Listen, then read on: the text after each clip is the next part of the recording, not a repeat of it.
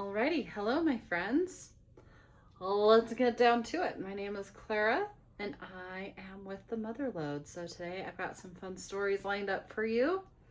Alrighty, you ready? This is long and juicy. Nom nom. Okay, this one is posted from the Mother-in-Laws from Hell. Dizzy ad 4521. Was I wrong to unintentionally implode mother-in-law's family? I'll be the judge of that, as will the Redditors. I, a 33 female, finally had enough of my 36 male Ian husband's mother's horse crap and shenanigans. Am now the hero of my husband's family and the worst person ever in mother-in-law's eyes. That's a strong start. Ian and I had been dating for about 6 months, and I had come to find that this amazing human being was everything I knew I wanted in a partner. And it was time to meet the parents, as we had set some boundaries early on that we wouldn't meet each other's family until 6 months in so that we could focus on ourselves and our relationship before adding family and drama into the mix. Honestly, it's solid advice. I like it. Probably should have done that with my husband. Did not do that. But I really like that. Solid advice. Very mature of you. I had a family reunion coming up, and so we decided to dive headfirst into my large family chaos. Hey, that's like my family. My husband met my whole family at my uncle's funeral. We are a pretty tight-knit by large family, and so it could have been seen as overwhelming, but my husband seemed excited. I am the second oldest of 7 kids, and each of my siblings had their own children, not to mention all the aunts, uncles, and cousins. Everything went off without a hitch, and everyone welcomed Ian with open arms, and we had a great time. Introduction to my family was officially a page in the history books. Now the time had come to meet his family. I had obviously heard all about his family and the dynamic they all had. I knew his sister, Emily, 25 female, was sweet and quiet, just like the father, Tom, 57 male. Ian's brother, Tyler, 31 male, was loud and boisterous and full of life. His mother, Melanie, 56 female, was pushy, domineering, and apparently the boss and of the family. I understand that a lot of families view their elders as the patriarch and matriarch of their family, and mine was very similar until my pop passed. Now we are all on equal playing fields and all pitch in with each other. Your family sounds pretty cool. I know that he and his family didn't have family gatherings often due to how it turned out every time. His mother would often degrade every one of them the entire time until they each bid their farewells feeling deflated. That sounds horrible. I thought I was prepared when going to meet his family, but I can tell you that I was not. As the hours drew near, the time of the family dinner, I could see and feel a visible shift in Ian. His whole body grew tense, and he would communicate through short, clipped tones. He was stressed, and I was not looking forward to dinner. I'll tell you what, my family is a big, awesome family. I love it. However, with my siblings and parents, I get that way.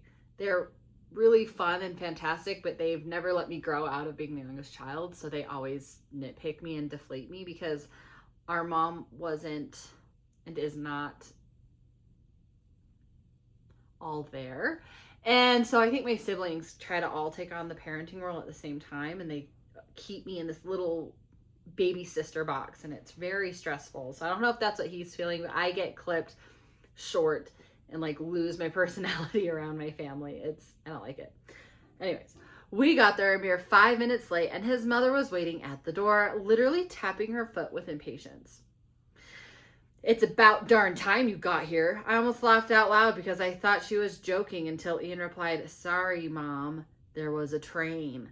And I saw his head sag on his shoulders as his mother continued with, "I don't want excuses, but I expect the common courtesy of being on time or a phone call letting me know you'd be late." Don't like this. Already, my flabbers were gasted. I couldn't believe the exchange I had just heard, and couldn't believe the events of the rest of the dinner, as what I was warned about was exactly what happened. Ian's mother was always the one talking and asking questions. When I, when I say talking, I mean talking at you and not in a conversational type of way.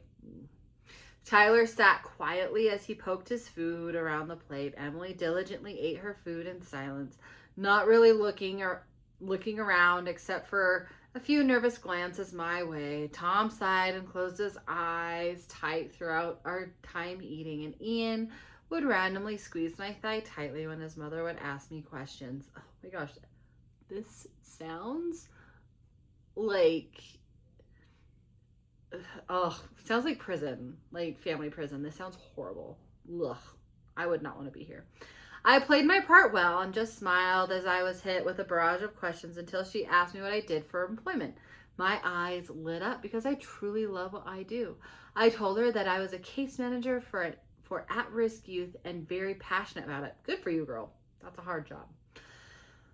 I was pretty proud of myself for holding my own against a plethora of deep diving questions until I looked back at Melanie and could visibly see the wheels of judgment turning. Oh, I hate those wheels. Those are the worst wheels. She sighed loudly and proceeded to explain that she just doesn't get people like me. Someone who is wasting their talent on individuals that mean nothing in the grand scheme of society. Individuals that should learn to do things on their own without being dependent on others. By the time she was done with her rant, I was seeing red. Don't blame you, girl. Don't blame you. I didn't understand how someone could be so callous. Understand it, because a lot of people are. I simply, sweetly, and innocently readjusted my halo that was resting on my horns and replied, I love your writing style. This is awesome. It's something that I am very passionate about. Some youth don't have a steady, safe, supportive, and healthy family. Some youth don't have a steady, safe, supportive, and healthy home life to grow up in. Some need those positive and steady people in their lives to help to learn from. Plus, I have plenty of empathy, patience, love, and care to pass around, but you probably don't understand that. Oh, but you probably don't understand what that's like, right? That was solid. Good job. When I tell you you could have heard a fart in when I tell you that you could have heard a fly fart in that room, I am not kidding. Melanie's bottom jaw was flopping around so much it reminded me of the scene from Beetlejuice. Poor Tom instantly started coughing and choking on his food to the point I was ready to do the Heimlich. Ian gripped my thigh so hard I expected bruises the next day. Emily randomly squeaked out that she had to pee and scurried off to the bathroom, and Tyler's eyes lit up like a Christmas tree as his head swiveled from me to my mother in rapid fire. I can imagine it. Oh, that sounds awesome. Oh, some people really need to be put in her place, like this woman apparently. After a minute of remembering who she was, Melanie loudly guffawed and announced she wasn't feeling good and going to bed. I wouldn't feel good after that mic drop if I was her. Tom sighed and said it was very nice to meet me, but the evening had come to a close. We all said our goodbyes, and when Tyler came in for a goodbye hug, he quietly said, "That was epic. I like you already." I do too. I like you too. As time rolled by, the months turned into years, and Ian and I would often spend time with my side of the family and only a handful of times with his whole family. Oftentimes, it would just be his siblings and us, as Melanie would often be ill when I was around. I would come to see Tyler really was the life of the party, and Emily opened up a lot and saw me as a sister. Yeah, she dimmed their lights and cut them down, or clipped their wings of her beautiful little birds, and now that they can have a personality around you because you stood up for everybody. Ian finally proposed 2.5 years into our relationship, and we couldn't wait for the rest of our lives. Then came a text in the family group chat from Melanie. All right. Whew. Melanie, How dare you get engaged without my knowledge or approval? Ian, you know I wanted to be involved in all the major goings on in the family, and you took this away from me. I'm ashamed of you, and you should be too. I don't approve and won't give my blessing. Tom, you have my blessing. Tyler, heck yeah. Emily, silence. Ian, Mom, you're being ridiculous. Yeah, she is. Me, well, Melanie, considering OP. Well, Melanie, considering you hide in your bat cave anytime mostly me, come around, there wasn't really any point in time to let you know our big news. Yeah. And that's what it was, news. It wasn't going to be a question or permission asking. It was going to be a happy moment to share with the family. Sorry. We are all adults, and as adults, we get to make our own decisions. Wow, you really do work with troubled youth, and I can see that you would be so good at it. Dang. I commend you. Tom, ... Ian, she's right, Mom. Tyler, shock-faced emoji.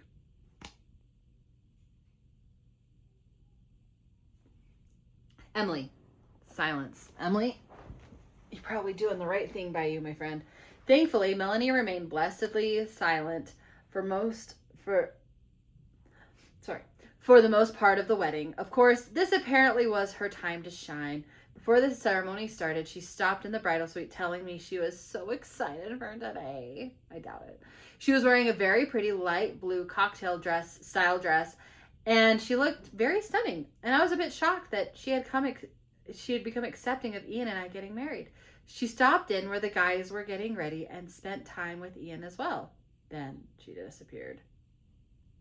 No one could find her when it was time to start the ceremony. They looked everywhere. They called and texted with no reply. Assuming she changed her mind and went home in protest, we decided to proceed without her. Good for you. Everyone was seated, and I had just completed my walk, and our officiant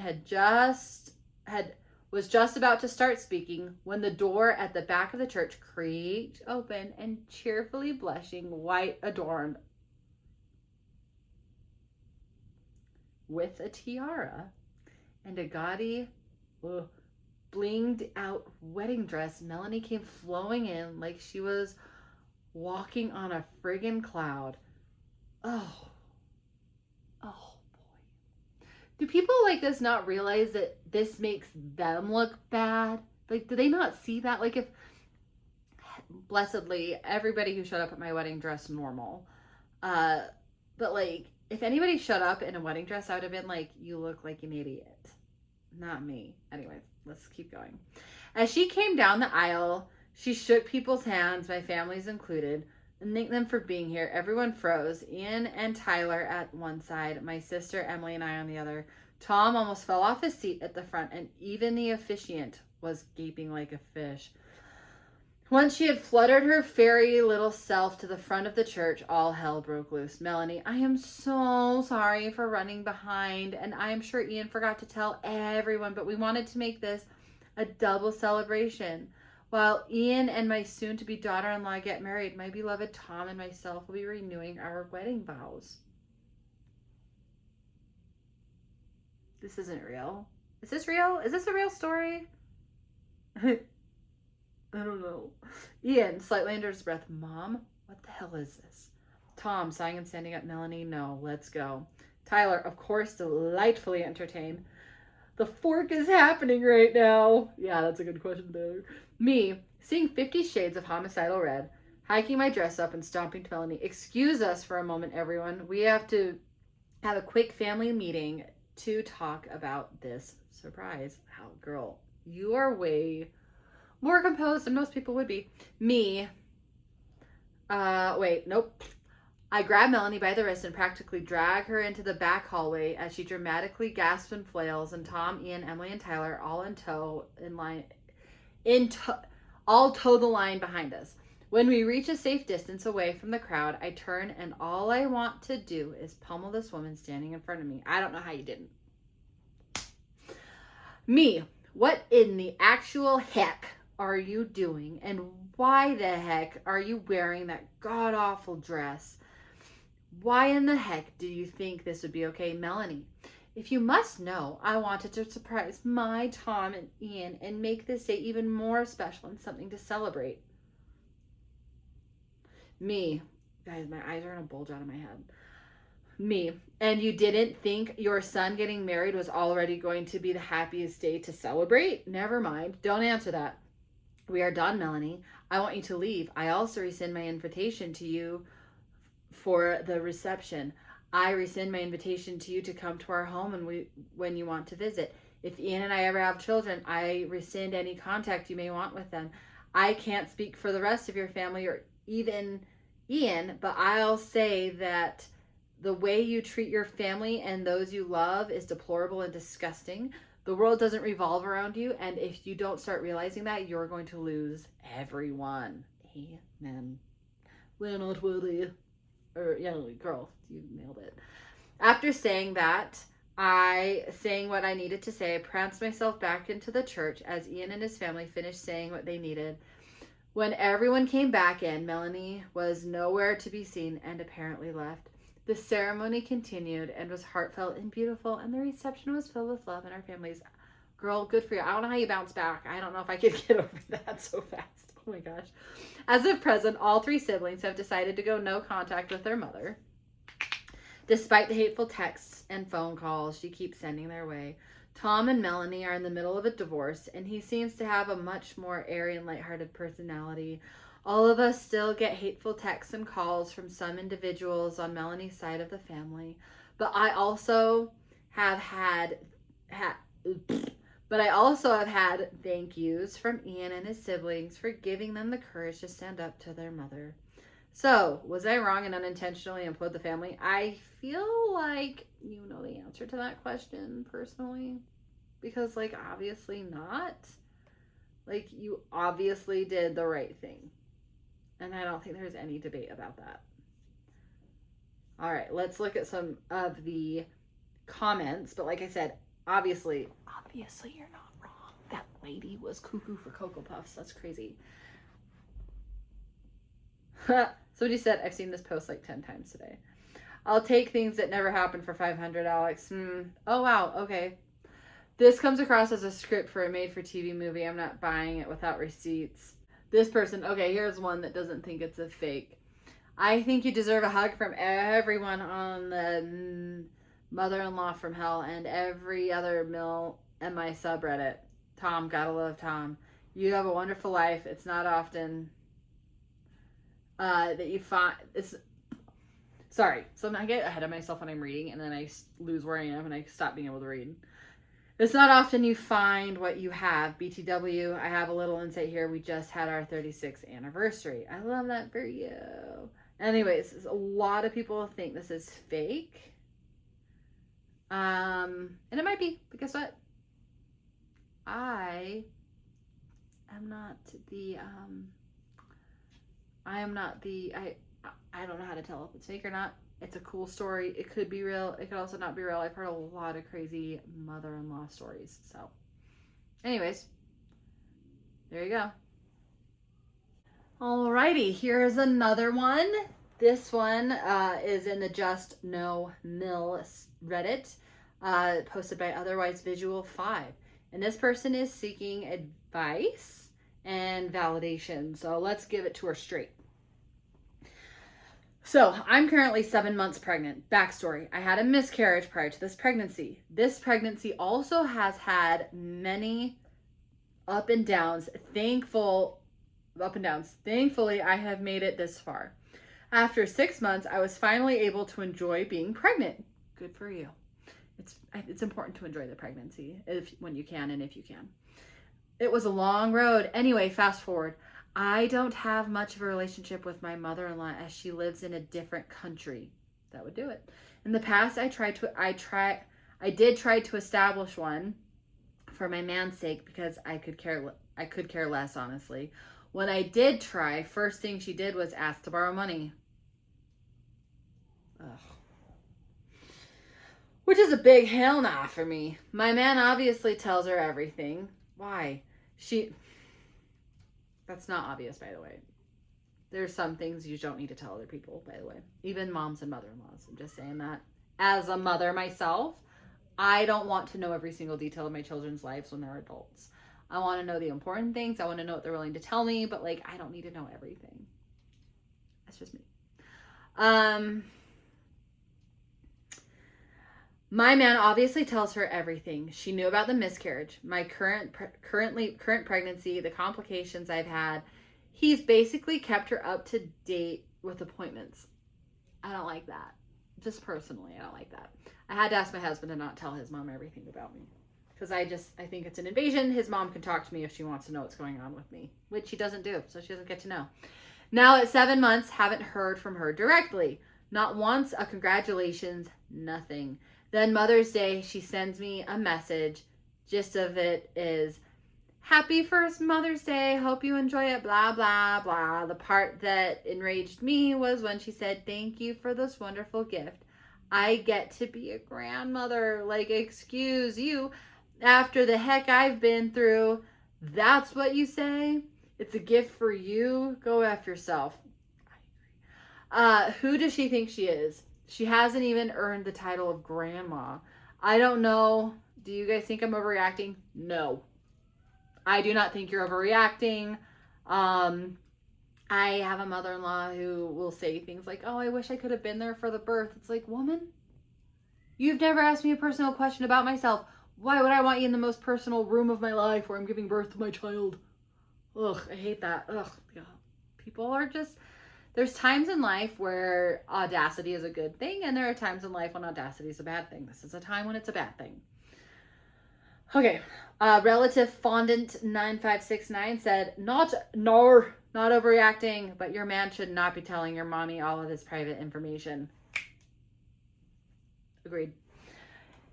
It could be she was trying to be sweet, but honestly, the asking for money thing would have bothered me too, so I get why your guard is up. Yeah, same.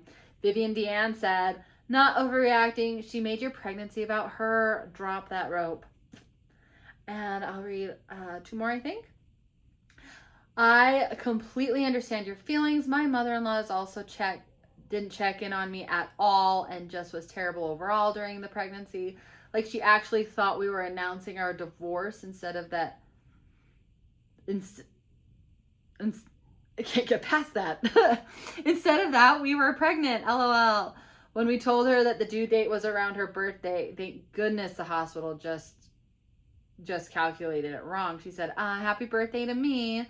Like he's her present. Made both of me and my husband throw a little tantrum. So no, you're not overreacting. I completely understand that it's crazy to write. Yeah. Okay. Yeah. Oh, okay. Here's somebody who disagrees. Yes, you're overreacting. She hasn't done anything to you and now reached out with a pretty common message. See, here's the thing. That message is okay if you already have an established relationship. Like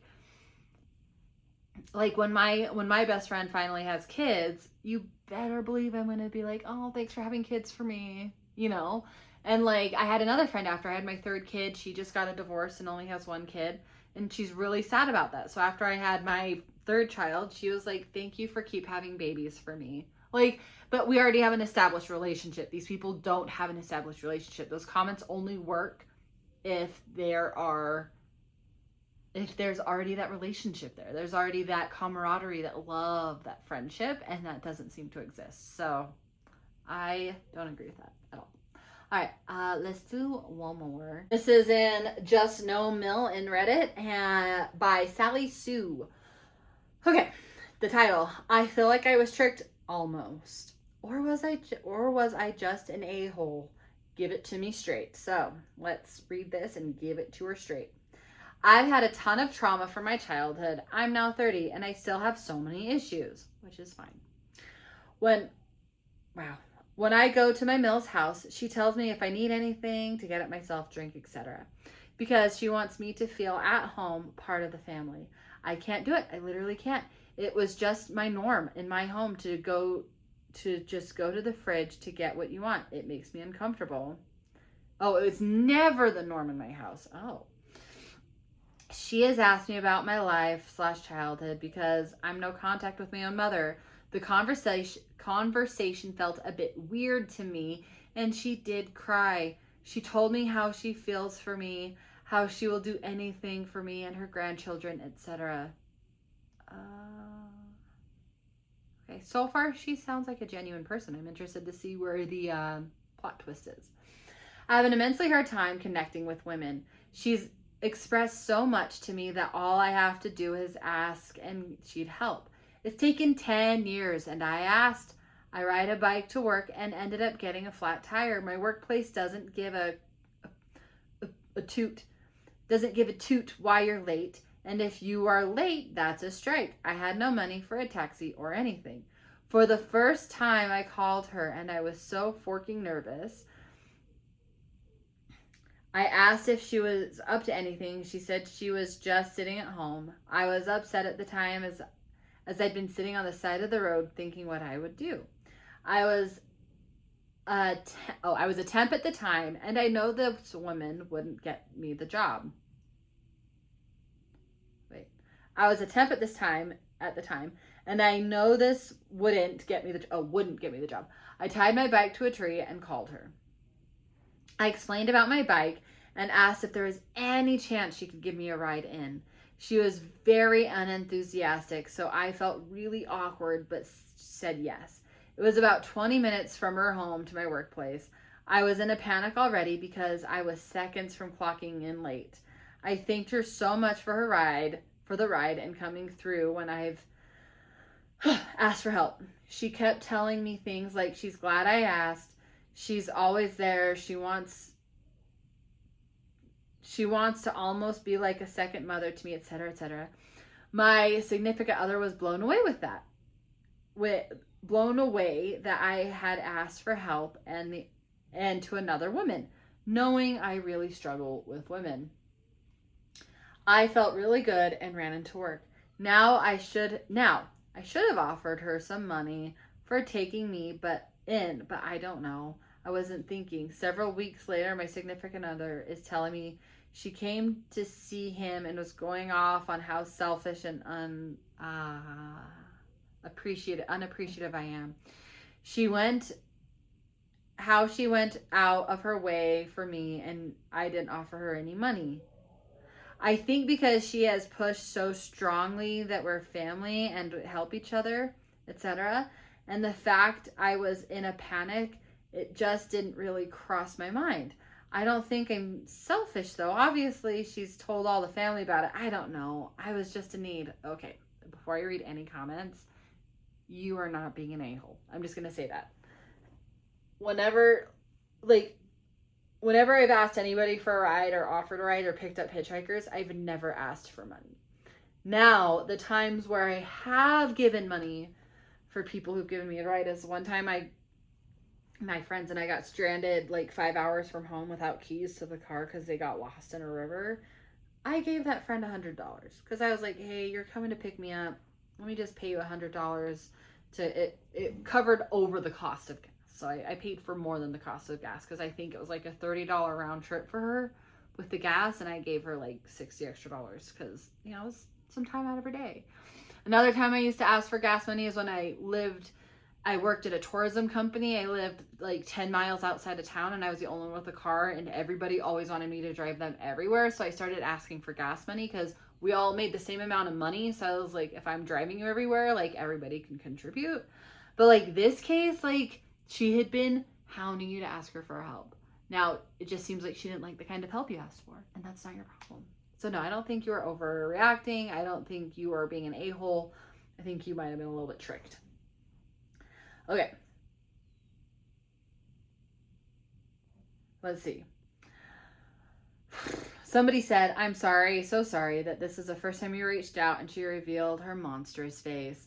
But that doesn't take away from your incredible growth for even asking for help from a woman, sending you a big fat, I'm proud of you. Yes, I agree with that. It took so much growth. And don't let this one instance hinder you from asking for help. Like, you deserve help. You deserve to ask for help. Don't let this one hiccup hinder that, because a lot of us women are there for each other. I would never expect money for helping someone get to work when their transportation failed. Especially not my family. If they offered me money, I'd say no, especially when it's only 20 minutes. Okay, that. One time, my mom was driving me to work. I was a working college student. I was making $6 an hour. I guess it was a summer, so I was saving up for fall semester. And I worked at this pool, and my mom was driving me to work because I didn't have a car that day. She was driving me to work, and she pulled into McDonald's, and she was like, "Hey, Clara, if you want me to take you the rest of the way to work, you have to buy me some food and a Diet Coke." And I was like, "What? I don't even drink Diet Coke or eat this stuff myself." Anyways, I had to buy her food, or else she would have just never taken me to work, and I would have gotten fired. So I feel you, girl. Never, yeah, no. And plus, it was only 7 miles from my house. Anyways, this person said, "I think dear husband needs to step in here and remind her that you were about to be late for work, so work was on your mind. And after a long day, you forget. Not the world's worst problem. Then dear husband can ask what mother-in-law is expecting. $5, $10 more, a gift, go out for coffee. He needs to find out mother-in-law's price for helping family." Oh, and he should word it that way. Be like, "Okay, mother-in-law, mother, what is your price for helping family, so that next time we ask for help, we know how much to pay you." Yeah, that would make her feel really bad. "Honestly, I would have given a ride at no cost and taken your bike home if you needed." This makes her sound very transactional. Yeah. An OP commented back, "My bike is very expensive. The frame alone costs hundreds. I was crying about leaving it, to be honest, as I was worried someone would steal it. I had to use social media and see if anyone had a van that would be willing to collect it. Luckily, someone did, though. My father-in-law has a van." That story somebody else said that story shows how manipulative and transactional she is. Yeah, we're all on the same page, my friend. Yeah, she sounds like she